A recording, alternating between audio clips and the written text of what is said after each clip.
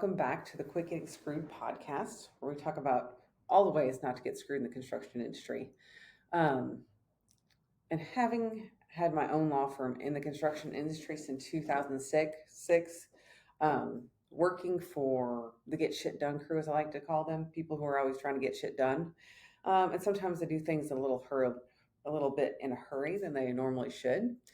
And so one of the questions that comes up frequently is, should I sign an unconditional lien waiver if I haven't been paid? And actually the question that comes up is, can I still get paid even though I've signed an unconditional lien waiver? Because they usually come to me after the fact. And it really depends on the state and the situation if you can get paid after you've signed an unconditional lien waiver. So the general rule on unconditional lien waivers is if you sign one, you're saying you've been paid and you're waiving all your rights to payment, right? So from a legal perspective, if someone ever asked you to sign an unconditional lien waiver and you hadn't been paid in full, I would highly recommend that you don't sign an unconditional lien waiver. We'll get into the different steps and something else you can offer instead of an unconditional lien waiver is a conditional lien waiver that says, once you pay me, I will be paid in full for this time period and release all my lien rights.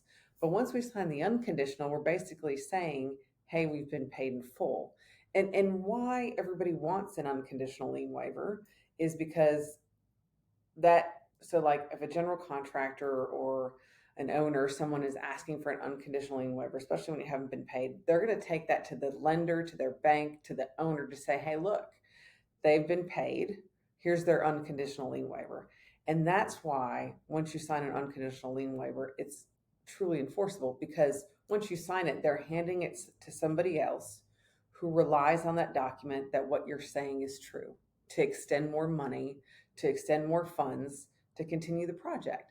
So an unconditional lien waiver is a sworn statement that you have been paid through a certain point in time. An unconditional upon final is a sworn statement that you've been paid for the entire project, right? And so as between you and the person who's having you sign that, if you didn't actually get paid, you could probably get around it. But when it goes to when we enforce it against filing a lien against the owner who relied on you making a sworn statement that you had already been paid, that's when we get into enforceability problems. So when people come to me after they've signed an unconditional lien waiver and still want to move forward, I said, I can try, but I'm not 100% sure that we'll be able to collect this. And like I said, it really depends on the state and the situation. Some states let you pre-waive your lien rights, others don't. So it kind of depends. Every situation's different. Obviously, even if you sign an unconditional lien waiver, we're going to start the lien process with a demand letter, because you still deserve to be paid. Whether or not you have lien rights on the property, you're still owed money. So we're going to start that process and then kind of see where we end up.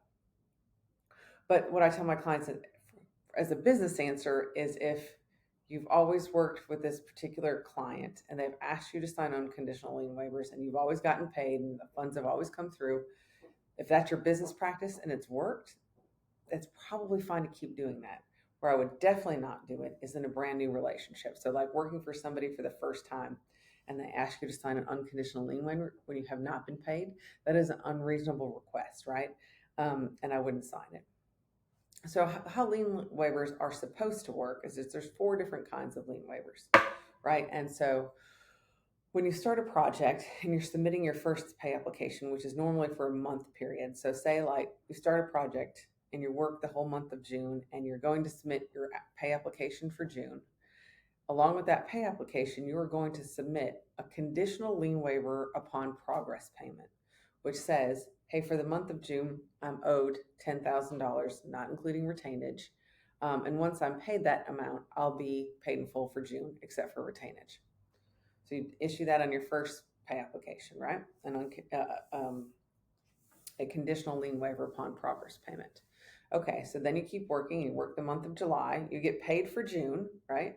And so you're submitting your pay app for July and August, and you submit with that pay application an unconditional lien waiver upon progress payment for the amount that you were paid for June. And then you'll also include a conditional lien waiver for the amount that you're owed for July, right? So say, hey, for July, I'm owed this much. Once I less, not including retainage. And once I've been paid that amount, I'll be paid in full for July. And you keep going like that, conditional, unconditional upon progress payment through the entire project, right? And that's how that works. And then, once you're paid, no problem, the fund's cleared, you can issue an unconditional lien waiver.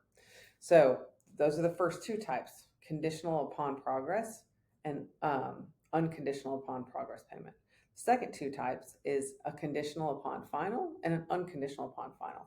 So when you are submitting your final pay app and billing for retainage and everything, you are going to issue with that pay app a conditional lien waiver upon final payment, upon completion. And so what that's basically saying is that this is everything that I'm owed for this project, including retainage. So that gets submitted with the final pay app once you're billing for retainage as well, if retainage is being withheld, right?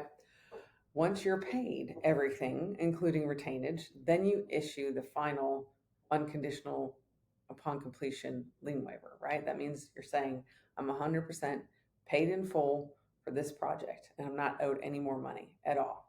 And so that's how the lien waiver process is supposed to work. I know everybody wants to jump to an unconditional when you haven't been paid. And so I caution you upon doing that because it can be very dangerous. You can waive your lien rights when you sign an unconditional, saying that you've been paid in full and you really haven't, because other people, like I said, are going to rely on that lien waiver. So that's lien waivers. Now, lien waivers and lien releases are kind of used interchangeably, but they really do have two different meanings. Lien waivers is kind of what we went over, how it goes through the project, right? A lien release is actually used when you file a lien, right? So when you're owed money and you haven't been paid, you have lien rights, right? So you can file a lien on a project that you've worked on that you haven't gotten paid. And so that is basically a security interest, just like a note on a deed of trust in that property, and it's filed in the real property records. Where everybody can see that it's recorded, where all the instruments to transfer title are recorded in your state, in your county. And so in order to release that lien, you actually need a lien release that is notarized and has the language to release the lien and the file date, the file stamp number to the lien that you'd filed. Because once you file a lien, it's there forever, but it's not going to go away. But what they're going to look for is, has the lien been released? Have you been paid and you're not claiming that you're owed any money? We'll get into liens in a different episode about what a lien is and why it's important. But it's very important to know that you are entitled to get paid for the work that you've done, and that you have ways to go about collecting your money that are, filing liens, suing whoever hired you. There are multiple ways to go. And that's why if you're owed money on a project, we need to find out what the rules in your state are. Here at the firm, we do liens in all 50 states. And the process to file a lien is different in all 50 states.